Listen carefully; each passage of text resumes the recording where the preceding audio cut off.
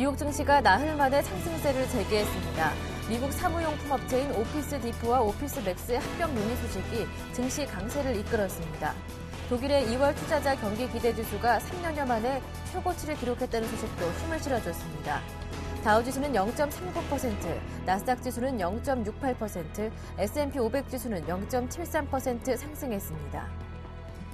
유럽 증시가 큰 폭으로 상승했습니다. 유로존에서 최대 경제국인 독일의 2월 투자자 경기 기대 심리가 최근 3년여 만에 최고치를 기록했다는 소식도 힘을 실어줬습니다. 미국에서도 대형 사무용품 소매업체인 오피스 디포가 오피스 맥스와 합병 협상을 벌이고 있다는 소식이 호재가 됐습니다.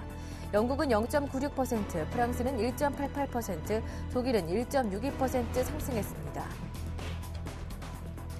미국 사무용품 업체인 오피스 맥스와 오피스 디포가 합병을 협상 중이라고 월스트리트 저널이 보도했습니다.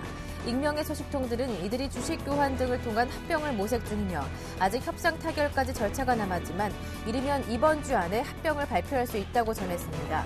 오피스 디포와 오피스 맥스가 합병하면 지난해 기준 연매출이 180억 달러로 250억 달러인 스테이플과의 격차를 좁힐 수 있게 됩니다. 독일 투자자들의 향후 경기에 대한 기대 심리가 크게 개선됐습니다. 시장 예상치를 가뿐히 넘어서며 향후 유로존 경기 회복에 대한 기대를 높였습니다. 2월 중 독일 투자자들의 경기 기대 지수가 48.2를 기록하며 시장 예상치인 35.0을 크게 넘어섰습니다. 특히 지난 2010년 4월 이후 거의 3년 만에 최고 수준입니다. 다만 현재 경기 여건에 대한 평가 지수는 7.1에서 5.2로 다소 낮아졌습니다. 미국의 건설업체들이 느끼는 주택시장 체감 경기가 46을 기록하며 예상치를 하회했습니다. 다만 지난 2006년 4월 이후 최고치였던 지난 1월치에서 거의 하락하지 않은 만큼 여전히 견조한 수준으로 풀이되고 있습니다. 현재 단일 가구 주택 판매 지수도 51로 전월 확정치인 52보다 소폭 하락했고 미래 구매자 지수도 36에서 32로 하락했으며 향후 6개월 내 주택 판매 지수만 49에서 50으로 소폭 상승했습니다. 버락 오바마 대통령이 임박한 자동 재정 지출 삭감 조치인 시퀘스터 발동 시점을 늦추자며 의회를 또다시 압박했습니다. 오바마 대통령은 다음 달 1일 발동되는 시퀘스터는 미국 경제를 망치게 되고 사람들이 일자리를 잃게 될 것이라며 자동 재정 지출 삭감을 피해야 한다며 의회의 합의를 촉구했습니다. 이런 가운데 앨런 심슨 전 공화당 의원과 어스킨 볼즈 전 민주당 의원이 새로운 재정 적자 감축 중재안을 내놓았습니다. 세금 제도 개혁, 재정 지출 삭감 등을 포함해 향후 10년간 2조 4천억 달러의 적자를 줄이는 중재안을 제시한 것입니다.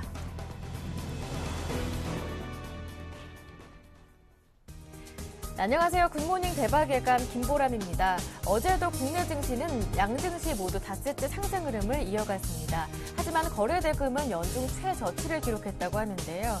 코스피는 외국인들의 현선물 동반 매수에 프로그램 매수 유입되면서 장중에는 1990도 터치했습니다. 하지만 개인의 매도 속에 1990은 살짝 밑돌면서 1985에 마감됐고 코스닥도 닷새째 연속 올라서 520을 회복하며 마감됐는데요. 한편 간밤 마감된 미국과 뉴욕 증시, 유럽 증시 모두 상승으로 마무리됐다고 합니다. 독일 경제 지표가 호조를 보였고 미국 기업의 M&A 소식도 호재가 됐다고 하는데요. 유럽 증시는 3주 만에 가장 큰 폭으로 올랐다고 하고요. 미국 증시는 대통령의 날로 휴장하고 다시 문을 열었는데 나흘 만에 다시 반등에 성공했다고 합니다. 글로벌 증시 자세하게 들어보고요. 국내 증시 오늘 전망까지 함께 해보겠습니다. 굿모닝 대박 예감 1부 시작합니다.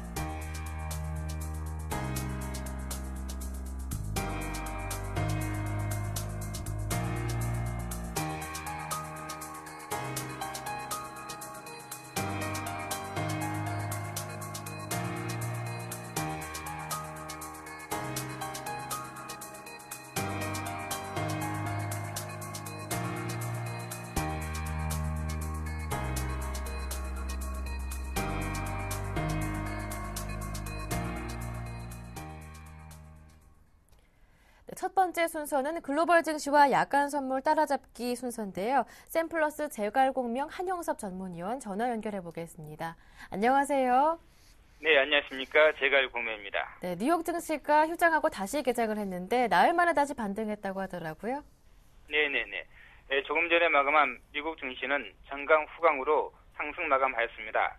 다우지수가 14,035까지 53% 상승하고 나스닥 종합지수는 3,213까지 21포인트, S&P 500은 1,530까지 11포인트 상승하였습니다. 유럽 증시가 독일의 경기 회복 기대감으로 1에서 2%씩 급등한 덕택에 시초가 상승 출발하여 장중 내내 강세가 지속되며 3주간 지속된 박스권을 돌파하였습니다. 다우지수는 장 초반 상승에 장중 내내 14,020에서 14,050포인트 사이의 박스권에 갇혀 14,000포인트 안착에 만족한 반면에 나스닥과 S&P 500 지수는 장중 내내 상승폭을 늘려 일중 최고치 부근에 마감하며 랠리를 이끌었습니다. 다우지수가 2007년 10월 12일에 최고치를 기록하고 S&P 500 지수가 2007년 10월 31일 이래 5년 내 최고치를 갱신하였으며 나스닥 지수는 2000년 11월 8일 이후 13년 만에 최고치를 재갱신하였습니다. 또한 구글이 사상 처음으로 800달러를 돌파하고 모처럼 M&A가 시장 이슈가 되는 등 지수 상승폭 대비 강한 상승 흐름이 전개되었습니다.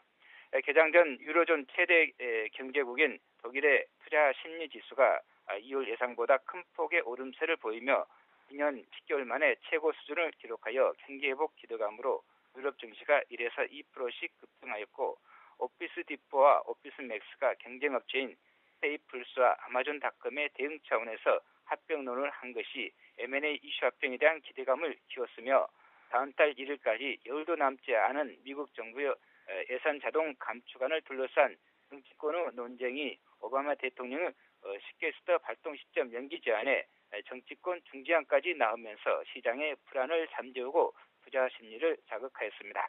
반면 미국의 2월 주택 건설 경기 지수는 46을 기록해 전월 47가 예상치 48을 하회에 실망감을 주었습니다.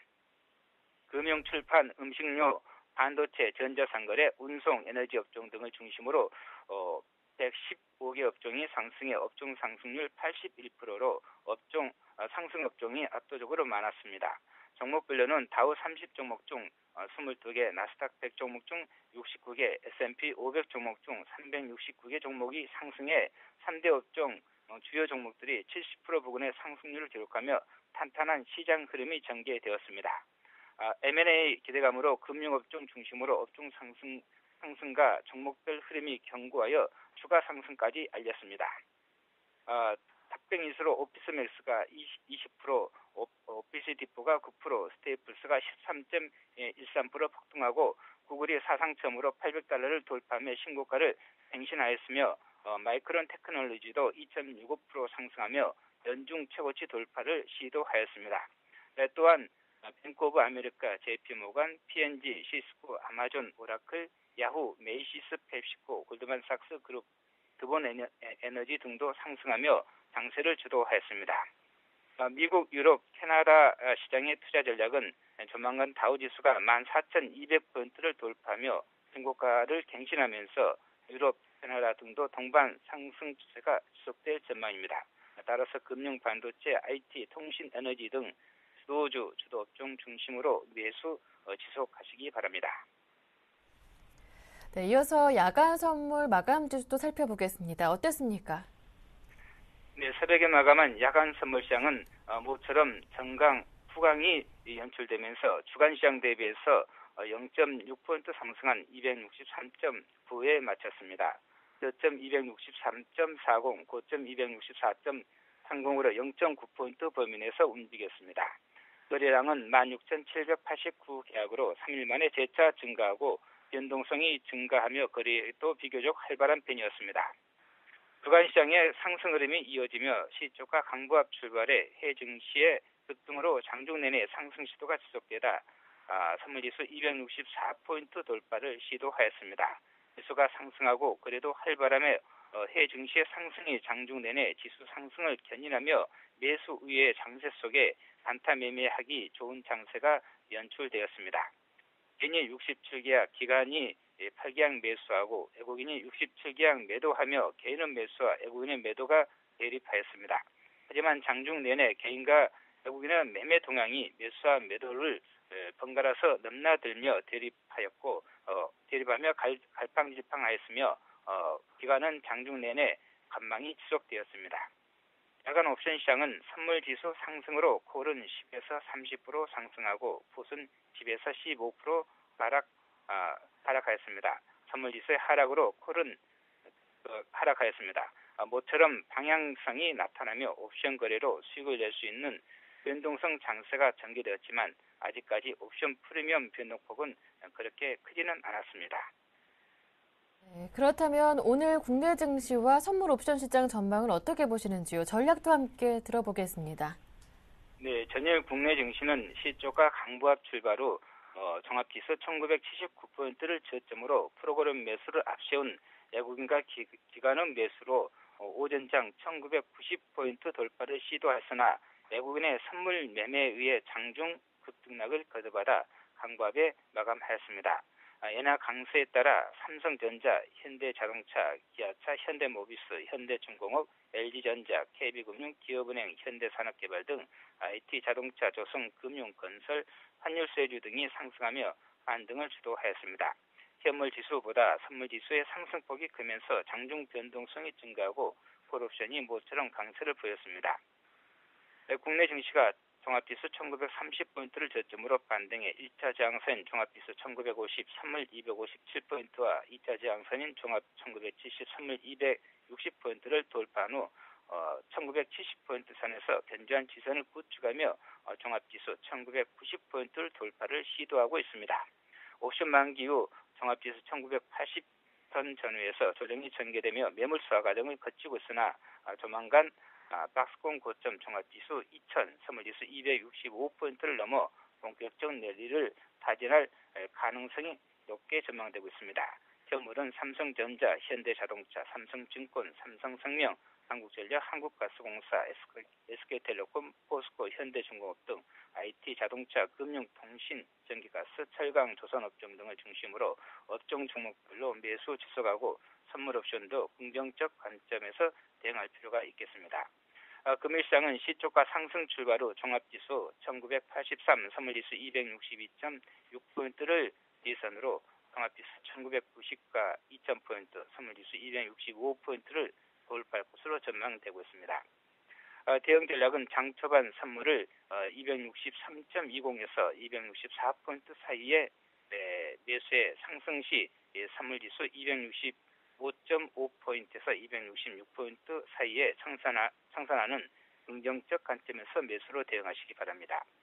금일 저점은 종합지수 1980, 선물지수 262.70, 고점은 종합지수 2000, 선물지수 266포인트를 제시하며 하락시 지선은 선물지수 262포인트, 상승시 저항선은 선물지수 265.5포인트를 제시하며 최대 변동폭은 선물로 하한선 261.5에서 상한선 선물지수 267포인트를 제시하겠습니다.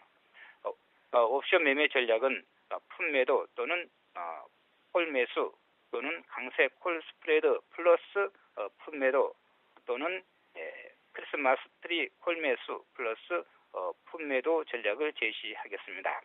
풋매도는 지수가 상승하거나 변동성 축소되는 부합권일 때 유리하고 콜매수는 지수가 상승하고 변동성이 증가할 때 유리합니다. 콜매수와 풋매도는 전이가 똑같습니다. 그리고 강세 콜 스프레드 플러스 풋매도는 전일 제시했던 강세 콜 스프레드에 풋매도를 추가한 것으로서 콜 내가격 한기양 매수에 등가격 한기양 매도 플러스 풋옵션 매도를 추가한 것으로 지수가 상승하거나 변동성 중립으로 지수가 큰 폭 하락만 하지 않으면 이 상승 시 안정적인 수익이 가능하다 할 수 있겠습니다. 그리고 크리스마스 트리 콜 매수 플러스 풋 매도란 전일 제시했던 크리스마스 트리 콜 매수에 풋 매도를 추가한 것으로서 콜 내가격 매수 한 계약에 등가격 매도 한 계약 플러스 외가격 매도 한 계약에 풋옵션 매도를 추가하여 지수가 상승하되 부합권 횡보 후 정체 국면일 때 수익 극대화되는 전략에 이러이러 할 수 있겠습니다. 네, 말씀 잘 들었습니다. 오늘 도움 말씀 고맙습니다. 네, 감사합니다. 네, 지금까지 제갈공명 한영섭 전문위원과 함께했습니다.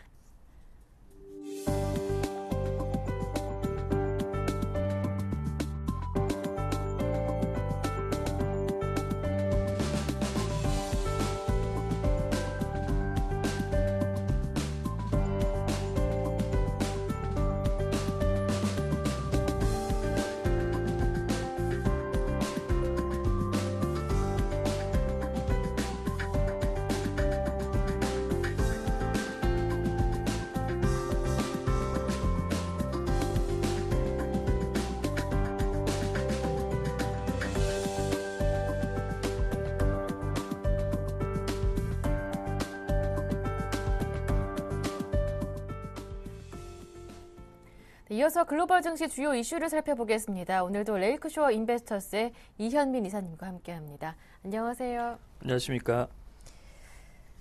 네, EU의 자동차 판매가 1월에 사상 최저 수준을 기록했다고 하는데요. 이 소식부터 들어볼게요. 그렇습니다. 저희가 이제 1월 달에 12월 수치를 한번 리뷰를 해드렸는데요. 네. 1월 수치를 말씀을 드리겠습니다. EU의 자동차 판매에 대해서 저희가 이 시간을 통해서 자꾸 말씀을 드리는 이유는 이 실물 경기 회복의 바로미터로 소비 성향을 그대로 드러내주는 생필품의 역할을 하는 내용이라고 볼 수가 있겠습니다. EU는 27개국이 전반적으로 통계 수치를 합산함에 따라서 미국보다는 한 달 늦게 집계가 되는데요. 오늘 말씀드릴 내용은 1월 수치라고 보면 되겠습니다. EU 지역 27개국의 1월 자동차 판매 대수가 전년 동월 대비 8.7%가 감소했습니다. 수치로는 88만 5,159대였는데요. 작년 1월에는 92만 9,219대를 팔았었습니다. 지난해 12월 EU 지역의 자동차 판매량은 83만 8,428대로 1월 수치는 5.57% 증가했지만 절대 수치로는 여전히 하락 추세에서 현재 벗어나지 못하고 있다고 볼 수가 있겠습니다. 우리가 이제 미국의 연간 자동차 판매량을 보면 약 1,500만 대 수준이고요. 2008년 금융위기 이전에 가장 높은 수준을 보였습니다. 미국이 1,650만 대 정도를 소화를 했는데 네. EU는 지난해 전체적으로 봐도 1,250만 대 수준에서 현재 늘어나지 못하고 있는 수준이라고 볼 수가 있겠습니다. EU뿐만 아니라 유로존 17개국의 신규 자동차 등록 대수도 1월 66만 1,566대로 전년 동월 대비 12.8%가 감소가 됐습니다. EU 전체보다도 낙폭이 컸고 낙폭이 큰 그 수치가 두 자릿수라는 점, 이런 점에서 일부 국가의 자동차 판매 감소가 유로존의 자동차 판매에 낙폭이 큰 그런 영향을 크게 나타나고 있다고 볼 수가 있겠습니다. 네, 그렇다면 주요 자동차 업체들의 성적은 어땠습니까? 푸조는 여전히 부진했나요? 역시 이제 푸조 시트로행이 잘 살아날 수 있을까? 이런 부분이 이제 유럽 자동차 메이커들의 고민 중에 큰 관심 사항이라고 볼 수가 있겠는데요. 1월 푸조 시트로행의 유럽 지역에서의 판매량은 10만 4,291대를 팔았습니다. 전년 동월 대비 16.1%가 줄어들었고요. 르노나 폭스바겐, 피아트, 포드 모두 감소세가 나타났습니다. 시장 점유율 1위는 아우디를 브랜드로 하는 폭스바겐이 1위를 차지하고 있는데요. 유럽 지역에서 24.4%의 시장 점유율을 가져가고 있습니다. 포드는 1월에 6만 1,544대를 팔면서 지난해 동월 대비 25.8%의 급락세가 나타났는데요. 최근 포드는 벨기에 행크 공장을 2014년까지 폐쇄하면서 일부 생산 기지를 스페인의 발렌시아로 옮기겠다는 계획을 내놓고 있고, 영국의 생산 기지인 사우스햄턴과 대거능 공장도 올해까지만 운영한다라고 발표가 되고 있어서 보유 모델 출시가 원활하지 못한 부분도 영향을 미쳤다라고 볼 수가 있겠습니다. 피아트도 12.4%나 판매량이 감소를 했고요.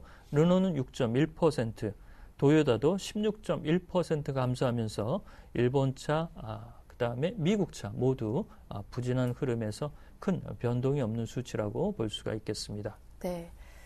네, 그렇다면 가장 중요한 건 국내 자동차 업체들의 유럽 시장에서의 성적은 어땠는지인데요. 어땠습니까? 그렇습니다.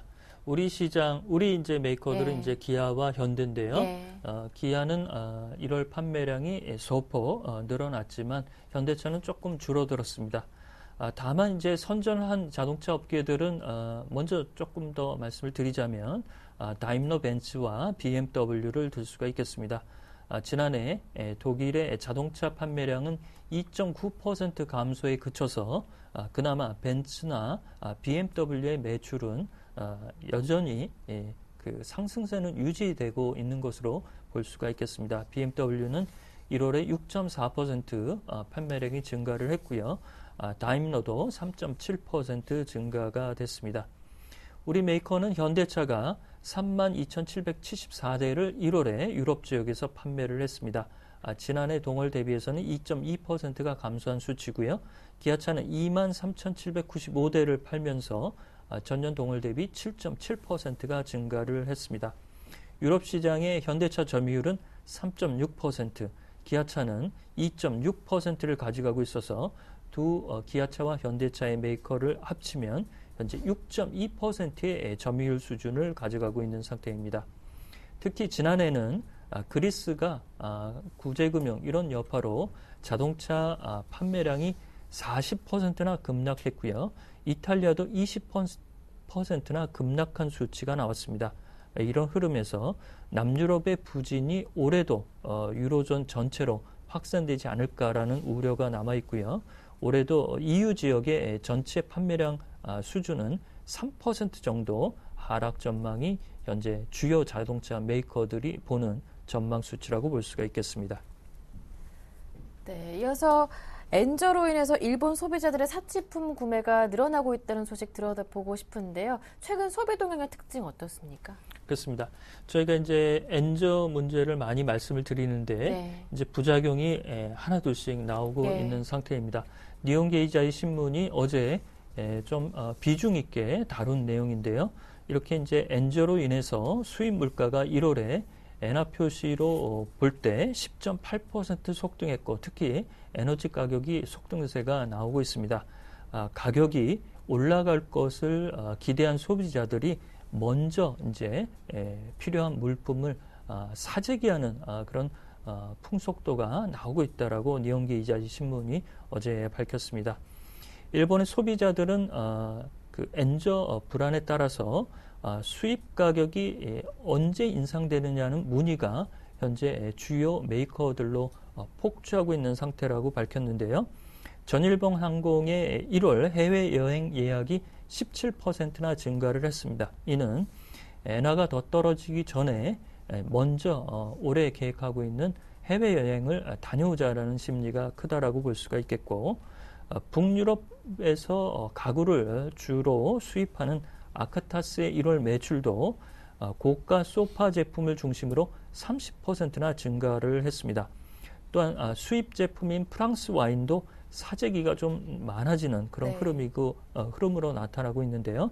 이렇게 엔저가 나타남에 따라서 수입 물가가 들썩이고 이는 제품값이 오르기 전에 소비자들이 먼저 구매에 나서는 선행 소비 조짐이 크게 일어나고 있다라고 볼 수가 있겠습니다. 네, 이런 일본 소비자들의 소비 행태를 보면은 이 엔화 약세가 앞으로 더 지속될 것이다 이러한 분위기로 읽히는데요. 그렇게 읽히는 부분이 예. 소비 행태에서 그대로 네. 나오고 있는 상태죠. 22일부터 이제 24일까지 오바마 대통령이 워싱턴에서 아베 오바마 정상회담 이후 BOJ의 새로운 총재를 인선이 될 것으로 보입니다. 이렇게 된다면 자산 매입 프로그램이 추가적으로 더 나오게 되고 이렇게 그 영향으로 엔저 추세가 조금 더 이어지지 않을까 이런 부분을 소비자들이 염려한다라고 볼 수가 있겠는데요. 지난해 그 미국의 GDP 경제 성장률의 많은 부분을 그 내수와 소비가 차지하고 있다는 점에서 보면 하반기에 소비가 급격하게 줄어들 공산도 좀 있다라고 볼 수가 있겠습니다. 제품가 인상도 곳곳에서 현재 목도가 되고 있는데요. 어제 루이비통 일본의 그 매장을 가지고 있는 루이비통의 제품가가 평균 12%나 올랐습니다. 1978년 이후 루이비통은 일본에서 2011년 제품 가격을 3.8% 인상한 이후 한 번도 제품 가격을 인상하지 않았는데요. 이렇게 엔저 흐름이 나타나면서 매출 감소가 나타나고 엔저에 따른 가격 보존 효과가 필요한 부분을 제품가 인상으로 올렸다라고 현재 얘기를 하고 있습니다. 최근 3개월간 엔화는 달러 대비 13% 절하된 수준인데요. 이렇게 보면 엔화의 절하 추세만큼 제품가를 올려서 보존하는 흐름이 나타나고 있다고 볼 수가 있겠습니다. 네, 이렇게 일본 소비자들의 선행 구매가 나타나면 부작용은 없겠습니까? 부작용이 많아지게 되죠. 예. 특히 이제 기업들은 매출의 추이를 네. 예측하기가 다소 어려워진다라고 볼 수가 있겠습니다. 기업들은 대체로 기업의 매출 추이와 생산, 재고 관리를 이런 매출의 추이를 보고 나서게 되는데요. 이런 경영 계획도 다소 하반기에는 틀어질 것으로 예상이 되고 있고요. 이런 부분에서 생산과 재고 관리, 투자가 점진적으로 선순환을 가져갈 수 있겠느냐 이런 부분에 의문이 이제 올라온다라고 볼 수가 있겠습니다. 또한 이렇게 소비 심리가 불안하고 제품 가격이 언제 오를지 모른다라는 이런 그 소비 불안 형태가 나타나게 되면 꼭 필요한 물품이 아니더라도 먼저 구매가 하고자 하는 충동 구매가 일어날 수 있는 부분이고요. 이를 이제 하반기에 매출과 소비 행태가 크게 떨어질 수 있는 이런 우려가 일본 경제에 현재 나오고 있다라고 볼 수가 있겠습니다. 따라서 최근 아베 총리가 임금 인상을 좀 해달라고 기업들에게 읍수한 부분도 이렇게 주머니가 얇아진 가계의 소득이 줄어드는 효과를 임금 인상을 통해서 좀 보전하고자 하는 아베 총리의 의중이 담겨 있다라고 볼 수가 있겠는데요. 하반기 때 일본의 경기에 대한 불확실성이 조금 더 커지는 그런 양상이라고 볼 수가 있겠습니다. 네. 네, 지금까지 레이크쇼어 인베스터스의 이현민 이사님과 함께했습니다. 말씀 잘 들었습니다. 고맙습니다.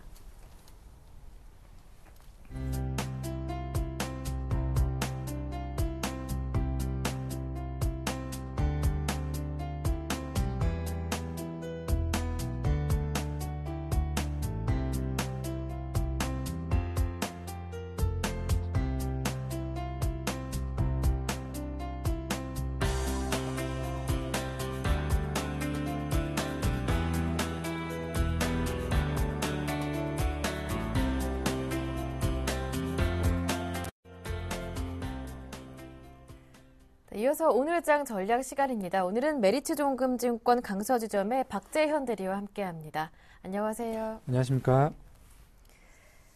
네, 먼저 어제 국내 증시 마감부터 정리를 해보겠습니다. 코스피, 코스닥 양시장 모두 닷새째 상승 흐름을 이어갔습니다. 외국인과 기관의 동반 매수가 들어왔는데 마찬가지로 어제도 코스피보다는 코스닥의 상승 흐름이 조금 더 강했습니다. 일단 코스피는 1985에 마감됐고 코스닥은 전고점 부분 520을 회복하면서 마무리됐어요.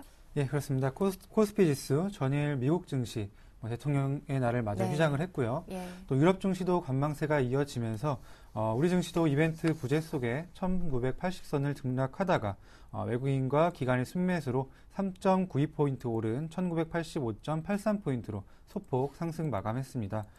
거래대금은 2조 7,560억 원으로 지난 2010년 2월 19일 2조 7,315억 원을 기록한 이후에 3년여 만에 최저치를 기록했는데요.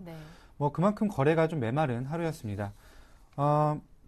업종별로 살펴보면 은행, 운수장비, 섬유, 의복, 비금속 광물 등 대부분 업종이 올랐고요. 반면에 통신, 운수창고, 유통, 증권은 약세를 기록했습니다.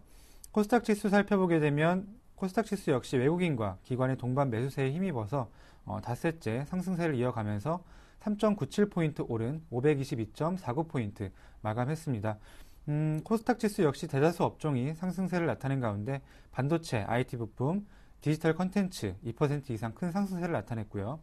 이에 반해 통신 서비스는 2% 하락 마감했습니다. 어제장 특징주 살펴보게 되면 서울 반도체가 애플이 아이패드용 LED 패키지 공급사에 한국 업체를 포함할 것이라는 방안을 검토 중이라는 소식에 장중 한때 3만원까지 오른 모습이고요. 스마트폰 부품주들이 갤럭시 S4에 대한 기대감으로 대부분 강세를 나타내면서 코스닥 상승세를 이끌어 나간 모습입니다. 최근 코스피 대비 코스닥 지수 강한 흐름을 보이고 있는데요. 코스닥 지수 박스권 상단 540포인트까지는 상당히 어느 정도 기대해 볼 수 있을 것 같고요. 하지만 그 이후에 박스권 상단을 3년 만에 돌파할 수 있을지 여부, 그리고 만약 그 박스권 상단을 돌파한다면 주도주는 어떤 섹터로 결정될 것인지에 대한 여부는 관심 있게 지켜봐야 할 것 같습니다. 네, 그렇다면 오늘장 국내 증시에서 체크해봐야 할 포인트 있다면 어떤 점이 있습니까? 예, 오늘 박근혜 정부의 100대 국정과제가 예. 발표되는 날인데요. 시장에서는 그에 따른 수혜주들이 먼저 선제적인 움직임을 보이고 있습니다. 지금까지 신성장 동력을 마련하기 위한 정부 정책들, 기업들의 성장을 위한 로드맵 역할을 해왔는데요. 특히 정권 교체 시마다 신성장 동력이 바뀌어 왔는데 네. 이는 그 정부만의 고유한 특색을 나타내려고 하는 의도뿐만 아니라 세계 경제 환경 그리고 정세의 변화 등 때문입니다. 1998년 취임한 김대중 정부는 IMF 극복을 위한 강력한 구조조정과 1999년 그리고 IT 붐에 의한 벤처 육성 그리고 초고속 정보망을 구축하였고요. 또 2003년 취임한 노무현 정부 때는 IT 839 전략으로 인터넷 이용자 3천만 명, 전자상거래 규모 300조 원을 돌파하였습니다. 그리고 이명박 정부는 저탄소 녹색 성장 정책을 주도했고요. 이러한 정책들이 수립되고 실행되면서 주식시장은 정보주도 하에 미래 성장 동력 가치에 대하여 항상 높은 밸류를 적용하면서 관련 종목들의 상승을 이끌어 왔는데요. 물론 그런 주가 수준이 버블을 만들 수는 있었으나 오히려 그런 버블이 그 산업에 대한 투자를 일으켜서 선순환 구조로 되면서 그 산업이 괄목상대할 만큼 성장하는 계기가 될 수 있었습니다. 이번 박근혜 정부에서는 지식경제부의 ICT 연구 및 소프트웨어 산업융화 기능, 그리고 문화체육관광부의 디지털 콘텐츠와 방송광고 기능 등이 미래창조과학부 ICT 차관에 이전되면서 콘텐츠, 플랫폼, 네트워크, 디바이스를 아우르면서 스마트 컨버전스 정책의 기폭제 역할을 할 것으로 보이는데요. 이 외에도 식품 안전대책을 비롯해서 세계적인 흐름에 따른 에너지, 또 LED 정책 등이 본격화될 수 있을 것으로 보이는 만큼 관련주들에 대한 관심 필요해 보입니다. 네. 오늘 발표 예정인 박근혜 새 정부의 100대 국정 발표에 대해서 유념 있게 보시길 바랍니다. 네, 이어서 어제까지 국내 증시가 닷새째 상승 흐름을 이어갔지만 거래대금은 최저치였다고 하더라고요. 앞으로 전략은 어떻게 세워볼까요? 예, 그렇습니다. 3조에서 4조 네. 수준에 머물던 거래대금이 어제는 또 최저치를 경신했습니다. 네. 2조 7천억 원 수준까지 떨어지면서 시장은 거래가 메마른 모습입니다. 이러한 거래대금 하락, 증시 회복이 추세적으로 장기화되지 못할 것이라는 우려가 존재하는데요. 하지만 역사적으로 살펴보게 되면 거래대금이 저점을 기록한 이후에 증시의 방향성은 오히려 우상향을 기록한 경우가 많았다는 점 좀 체크해봐야 될 것 같고요. 시장이 거래대금 없이 특정 섹터, 특정 종목에 집중되는 그런 장세가 지속되고 있는데요. 이럴 때일수록 시장의 수급이 어느 섹터로 향하고 있는지 네. 그리고 지속적으로 체크하고 대응해 나가야 된다고 생각하고요. 지금 현재 시장의 수급은 코스닥 그리고 그 중에서도 스마트폰 부품주 쪽에 기울어진 모습입니다. 네. 이 부분은 언제까지 계속될지 예. 그리고 다른 쪽으로 수급이 옮겨간다면 어떤 섹터, 어떤 종목으로 옮겨갈지를 생각해봐야 될 시점이라고 생각이 되고요. 스마트폰 부품주 같은 경우는 3월 14일에 갤럭시 S4가 발표되는데요. 또 4월경 출시가 예정돼 있는데 그 전까지는 충분히 상승할 수 있는 여력을 가지고 있다고 생각됩니다. 하지만 예전에 엔터주, 게임주 같이 기관이 계속해서 매수를 하면서 올려놓던 종목들이 기관의 매도, 쌍끌이 매도로 급락했던 것을 생각해보면 지금 시점에서 스마트폰 부품주들이 비중을 서서히 줄여나가는 전략 필요해 보이고요. 물론 스마트폰 부품주 같은 경우에는 이런 엔터주나 게임주와 같이 다르게 실적이 받쳐주고 있기 때문에 네. 이러한 급락 흐름 나오기는 쉽지 않을 전망이지만 수급적인 측면에서 이탈이 나오기 시작한다면 과매도 나올 수 있기 때문에 돌다리도 두드려보고 걷는다는 네. 심정으로 약간 좀 생각으로 대응해 나가는 것이 좋아 보입니다. 그렇다면 대체주는 무엇일까에 대한 고민이 필요할 텐데요. 저는 박근혜 정부, 앞서 말씀드린 박근혜 정부의 콘텐츠 플랫폼, 네트워크, 디바이스를 아우르는 스마트 컨버전스 정책에 주목하고요. 관련 종목들에 대응해야 할 것으로 보입니다. 네, 거래량이 줄고 있는 상황에서 지금은 수급을 중요하게 체크해보자 말씀해 주시면서 그동안 많이 올랐던 스마트폰 부품주 지금쯤 수급 체크하시면서 조금씩 비중을 줄이시는 게 안전하지 않을까 말씀해 주셨고요. 대안으로 박근혜 정부 정책 관련주 말씀해 주셨는데 오늘 관심 종목 이 가운데 하나 뽑아오신 건가요? 예, 그렇습니다. 오늘 관심 종목 박근혜 정부 관련주 뽑아왔는데요. 박근혜 정부 정책 관련주 여러 가지가 있을 수 있겠지만 박근혜 당선인 최근에 뽀로로를 관람하는 등 애니메이션 산업에 상당히 관심을 보이고 있습니다. 박근혜 당선인이 애니메이션 비롯한 문화산업, 우리나라의 새로운 주력 산업으로 신성장 동력으로 적극 뒷받침하겠다고 밝혔는데요. 그만큼 박근혜 당선인 자체가 애니메이션에 관심이 많고요. 네. 또 앞서 말씀드렸던 스마트 컨버전스 관련해서도 콘텐츠가 상당히 중요하기 때문에 콘텐츠 관련 기업들이 특히 애니메이션, 박근혜 정부 들어서 상당히 주목을 받을 수 있을 것 같습니다. 그래서 오늘 준비한 종목 대원미디어라는 종목인데요. 대원미디어는 대한민국 최초 애니메이션 제작 및 배급 회사입니다. 투자 포인트 간단히 살펴보면요. 네. 일단 곤 프로젝트 성공 가능성입니다. 현재 EBS에서 방영 중인 곤 최고 시청률이 12.15%로 뽀로로 최고 시청률 7.5% 넘어섰고요. 예. 이탈리아 배급사와 계약 예정으로 유럽 진출 가시화되고 있는 모습입니다. 또 올해부터 국내 캐릭터 상품 매출이 발생하기 시작한다면 2012년 소폭 흑자 전환에 이어서 2013년은 본격적으로 턴어라운드 되는 원년이 될 것으로 보입니다. 또 구글 플레이 스토어를 통해서 국내 만화 콘텐츠, 해외 플랫폼 공급을 통해 시너지를 낼 수 있을 것으로 보이고요. 대원 DST라던가 학산문화사, 대원 방송 등의 우량 자회사를 보유하고 있기 때문에 네. 연결 기준 실적 상당히 기대됩니다. 시초가 매수 권해드리고요. 목표가 12,000원, 손절가 9,000원 잡아드리겠습니다. 네, 그렇다면 전략 어떻게 세워볼까요? 예, 자세히 기술적 분석도 부탁드리는데요. 지금 사실 대원미디어 같은 경우는 기관에서 수급이 들어오고 있는 상황은 아니기 때문에 예.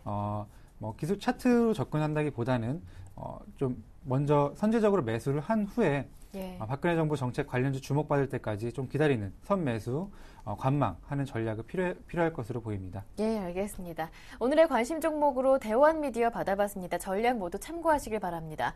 지금까지 메리츠종금증권의 박재현 대리와 함께했습니다. 말씀 잘 들었습니다. 고맙습니다. 감사합니다.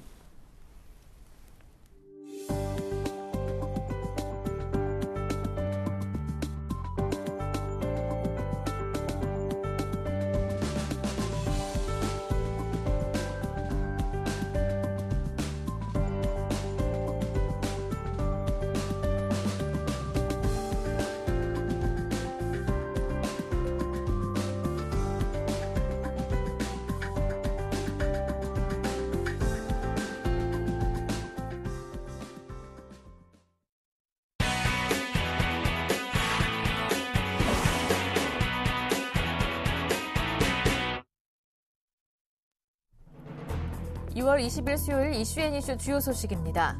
박근혜 대통령 당선인은 19일 새 정부의 청와대 정무수석 비서관에 이정현 당선인 정무팀장을 내정하는 등 6개 수석 비서관 인선 내용을 발표했습니다.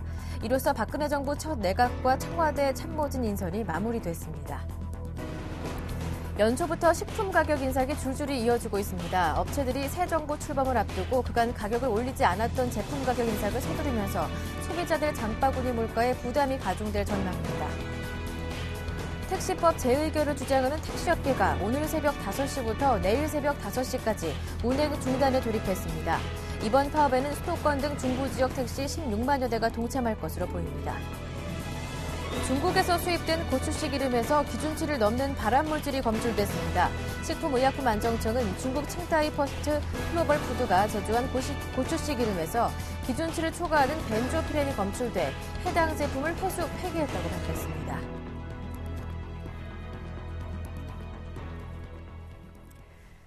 네, 국내외 주요 경제 이슈를 살펴보는 이슈앤이슈 코너입니다. 오늘은 서울경제신문 조성진 기자와 함께합니다. 안녕하세요. 안녕하세요. 네, 정무수석 등 청와대 6개 수석 비서관 발표를 끝으로 박근혜 정부의 첫 내각과 그리고 청와대 참모진 인선이 마무리됐는데요. 자세한 내용 한번 들어보겠습니다. 네, 박근혜 정부의 첫 내각과 그다음에 청와대 참모진 인선이 네. 마무리가 됐습니다.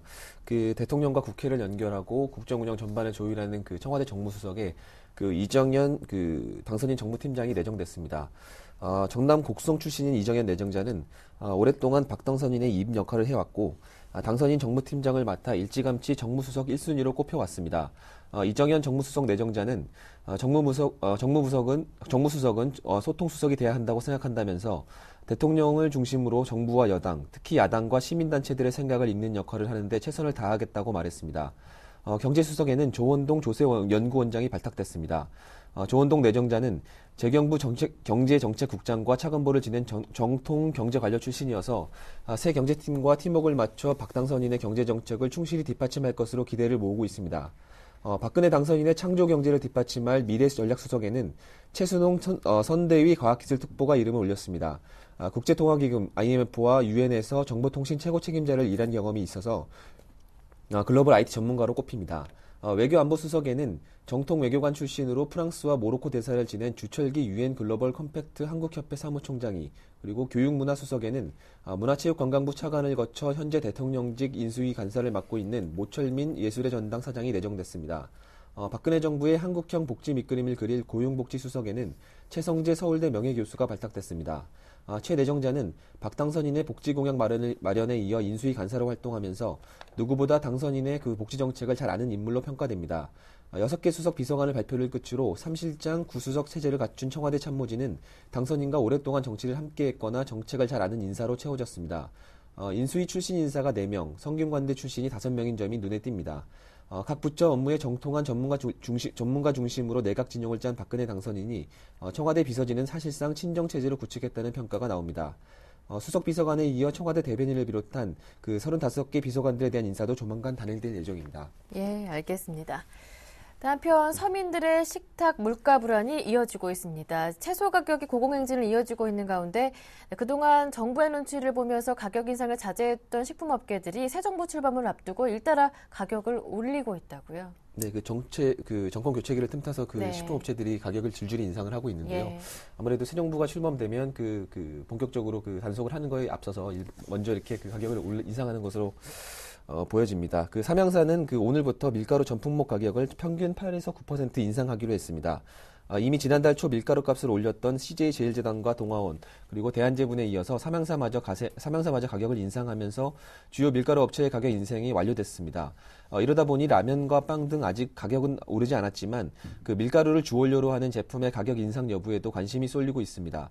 과자값도 이미 올라서 감자칩 프링글스의 가격이 오는 25일부터 평균 10%가량 오릅니다.